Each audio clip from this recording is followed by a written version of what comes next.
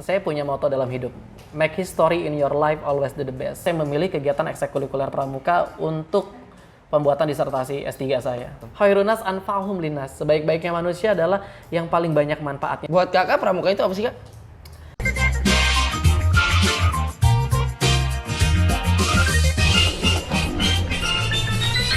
Iya berarti iya pak, itu banget diterapin banget ilmu-ilmu yang kayak gitunya kak. Dalam artian nggak ada batasan antara murid, kan biasanya nih kak di sekolah-sekolah lain terbatas banget antara kepala sekolah, guru dan murid. Biasanya murid urusannya sama guru, guru urusannya sama kepala sekolah kan. Biasanya gitu kalau hierarki ya. Nah iya. Ini juga kak, benar juga apa yang kakak bilang, harus ada panutannya tuh. Harus ada panutan karena setiap orang kalau misalkan nggak ada yang dipandang itu dia monoton itu aja. Dia harus punya patokan. Dia ini bagus nih di bagian ini, gue harus kayak dia. Jadi kita ada rasa ingin pengen kayak yang kita panutin gitu kak. Iya, role model ya. Iya.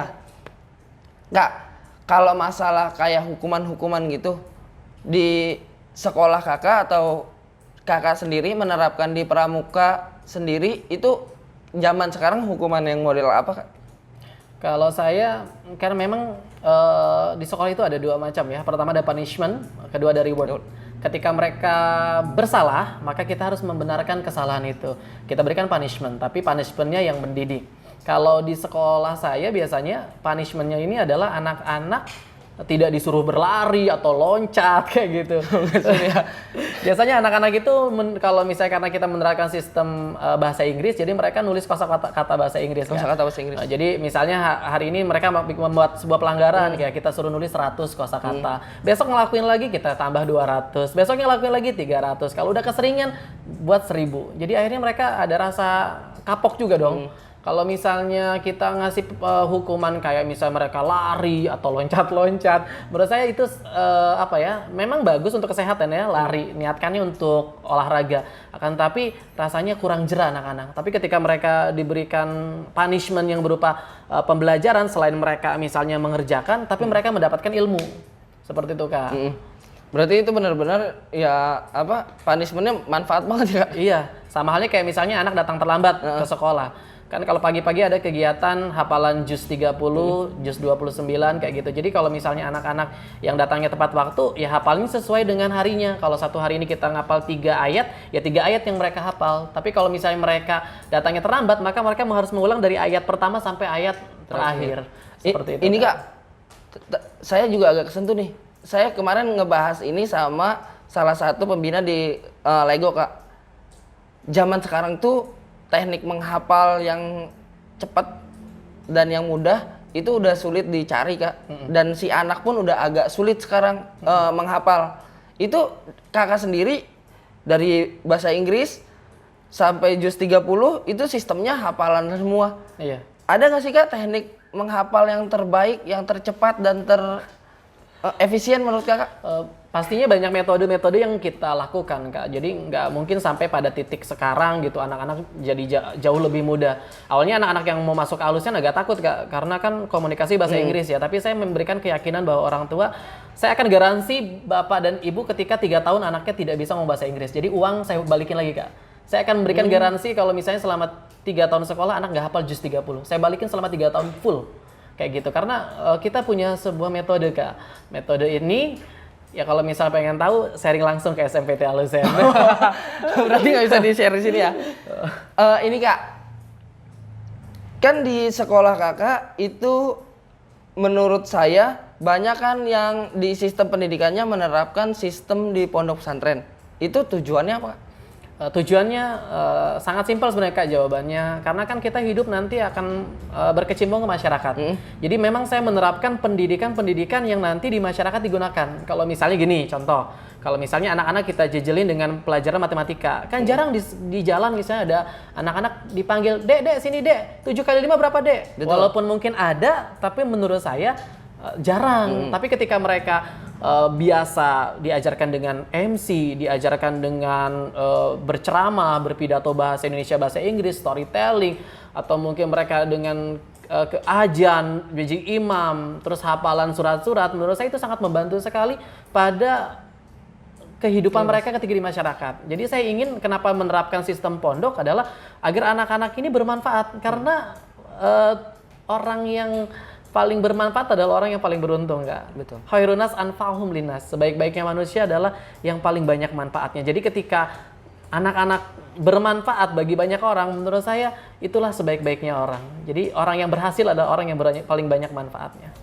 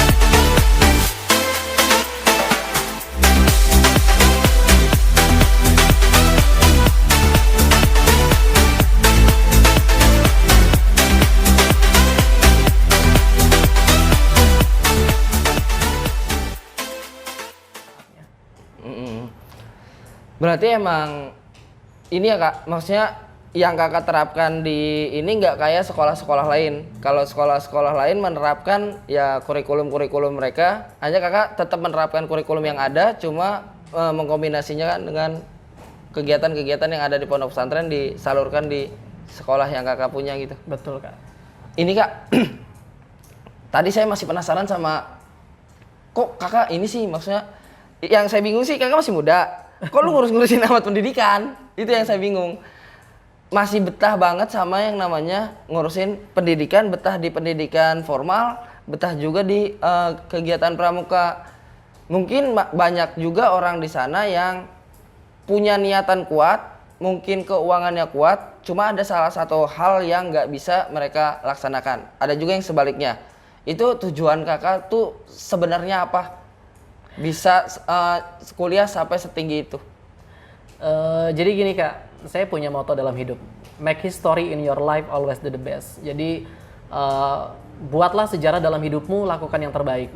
Jadi saya ingin nanti ke depannya anak saya pribadi atau anak murid saya bangga terhadap pencapaian yang dilakukan gurunya. Jadi ketika kita punya pendidikan yang baik, misalnya S1, S2 sampai S3, bahkan nanti sampai profesor, Allahumma amin. Amin. Kayak gitu, menurut saya ini akan membuat sejarah buat anak-anak. Jadi ketika kita memberikan kebaikan berupa secara pendidikan, menurut saya nantinya akan memberikan sebuah motivasi baru untuk anak-anak yang melihat kita. Kayak gitu. Jadi menurut saya ini sebuah investasi yang besar Kak ke depannya. Dan lambat laun pasti orang-orang itu semakin cerdas, semakin hebat, semakin pintar. Jadi dan mungkin juga semakin susah untuk bisa menggapai S3. Kayak gitu Kak. Kakak pernah ini nggak sih Kak? Ngerasa gue salah jurusan nih di kuliah tuh. Gue salah ngambil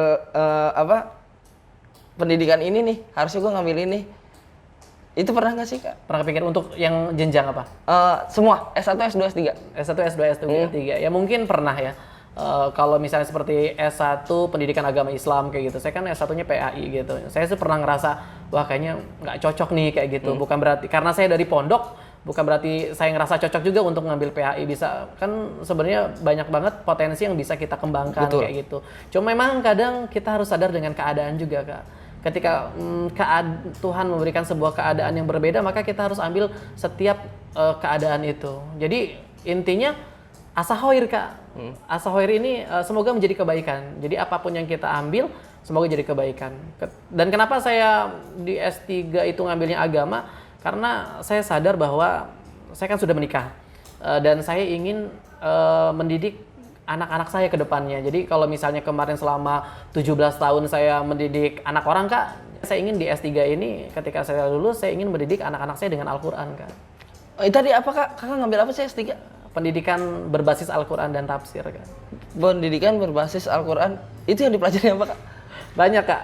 Banyak ya? Banyak sekali. Berapa tahun sih Kak S3 Kak? S3 minimal itu 3 tahun Kak. Minimal? Minimal 3 tahun? Minimal 3 Maksimalnya? tahun. Maksimalnya sampai semester 14 kayaknya Kak. Berarti 7 tahun? 7 tahun kurang lebih. Kakak sekarang udah di proses tahap yang mana? 2 tahun setengah Kak. Udah 2 tahun setengah? Lagi ngapain? Lagi nyusun disertasi. Oh sekarang lagi udah nyusun disertasi berarti? Udah Kak. Udah alhamdulillah udah sampai bab 3 dan mudah-mudahan sebelum lebaran ini udah mulai ujian WIP 1 Kak. Berarti bentar lagi dong lulus. Insya Allah. Judulnya apa Kak? Ada nggak ke pramuka-pramukaan kan nih? Nah ini hal anugerah yang luar biasa. Jadi judul awal saya sebenarnya konsep pembelajaran tuntas Kak, reformasi dan transformasi pendidikan di Indonesia. Tapi akhirnya ketika saya outline, saya rubah judul itu jadi konsep pembelajaran tuntas. Nah setelah saya buat konsep pembelajaran tuntas, akhirnya diujikan di ujian proposal, judul saya konsep pembelajaran tuntas berbasis Al-Quran.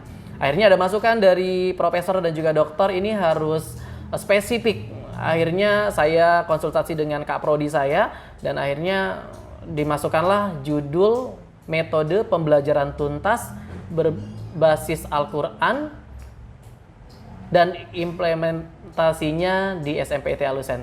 Kalau lebih pasnya metode pembelajaran tuntas pada kegiatan kepramukaan dan implementasinya di SMP ITE Alusen. Oh kakak melibatkan metode kepramukaan sendiri ke disertasi kakak ya Kak? Iya. Berarti benar-benar diterapin sama kakak ya ilmu pramukanya? Iya, alhamdulillah.